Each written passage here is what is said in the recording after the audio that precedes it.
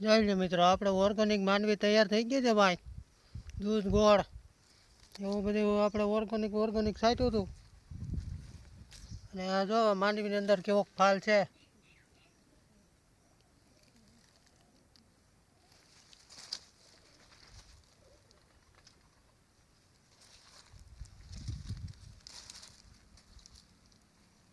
તો કમેન્ટની અંદર કમેન્ટ કરજો મિત્રો, અમારી માંડવીમાં કેવો ફાલ છે કહેજો.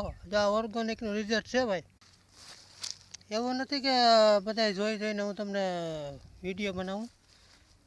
આ બધી એવી જ માંડવી છે.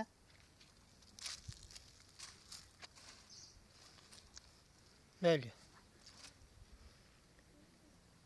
કીધો અમારી માંડવી કેવી હોય જણાવજો.